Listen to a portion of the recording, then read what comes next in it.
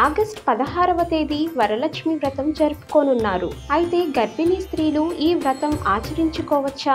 ఎన్ని నెలలలోపు గర్భిణీలు ఈ వ్రతం చేసుకోవచ్చు? ఎలా ఆచరించుకోవాలి అనే విషయాల గురించి తెలుసుకుందాం.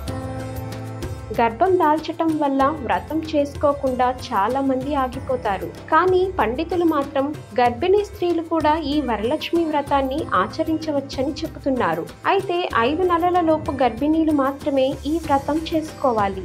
6వ నెల వస్తే మాత్రం చేసుకోకూడదు.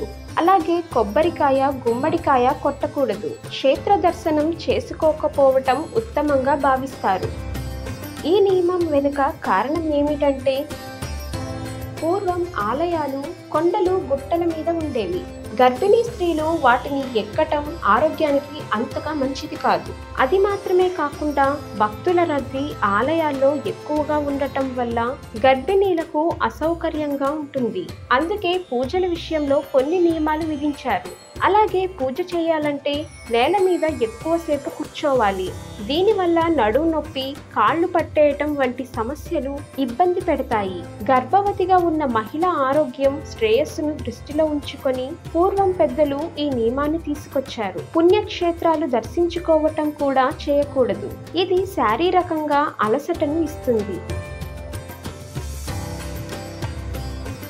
ఇక ఈ వీడియో మీకు నచ్చినట్లయితే లైక్ చేయండి, షేర్ చేయండి.